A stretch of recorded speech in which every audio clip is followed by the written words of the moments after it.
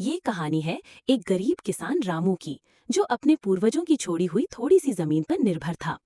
उसी जमीन से उसकी आजीविका चलती थी, उसी से उसके बच्चों का भविष्य जुड़ा था और उसी में उसकी पहचान भी बसी थी।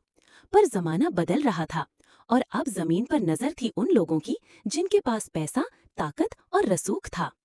रामू उत्तर भारत के एक छोटे से गांव में रहता था। उसके पास कुल मिलाकर 2 बीघा जमीन थी। वो उसी में खेती करता, गेहूं, धान, कभी कभी सब्जियां। बहुत अमीर तो नहीं था, लेकिन 2 वक्त की रोटी मिल जाती थी।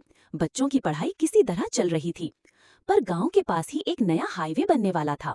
कुछ लोगों की नजर उस जमीन पर थी जो इस हाईवे के आसपास पड़ती थी, और रामू की जमीन भी उसमें शामिल थी। एक दिन कुछ सफेद कपड़ों में लोग आए। उन्होंने रामू से कहा कि उसकी जमीन सरकार को देनी होगी, बदले में कुछ पैसे मिलेंगे। रामू डरा सहमा पर बोला, बाबूजी, यही तो मेरी रोजी रोटी है, इसे कैसे दे दूं? उन्होंने समझाया, तुम्हें अच्छा मुआवजा मिलेगा, शहर जाकर दुकान खोल लेना या रिक्शा चला लेना। रामू पढ़ा लिखा नहीं था, ना ही कानून की जानकारी थी। उसने मना किया। फिर गांव का पटवारी, तहसीलदार और कुछ स्थानीय नेता आए। सबने रामू को डराया कि जमीन नहीं दी तो जबरन अधिग्रहण कर लेंगे। उन्होंने उसे कागजों पर अंगूठा लगवाया। रामू को ठीक से बताया भी नहीं गया कि वो क्या साइन कर रहा है। कुछ हफ्तों बाद उसे पता चला कि जमीन अब किसी प्राइवेट कंपनी को ट्रांसफर कर दी गई है। जो मुआवजा मिला वो बाजार दर से बहुत कम था। रामू ने पंचायत, थाने, यहाँ तक कि जिला अधिकारी के दफ्तर चक्कर लगाए, लेकिन हर जगह उसे टाल दिया गया।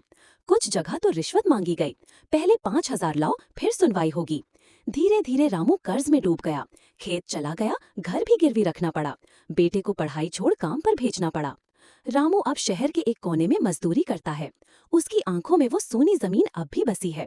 कभी वहीं वो हल चलाता था, कभी वहीं उसकी पत्नी फसल काटती थी, वहीं बच्चे खेला करते थे। अब वहाँ एक आलीशान शॉपिंग मॉल खड़ा है, पर उस मॉल की नींव में एक गरीब की आहें हैं, उसका दर्द है जिसे कोई नहीं देखता। ये सिर्फ रामू की कहानी नहीं, ये हजारों लाखों गरीब किसानों की कहानी है,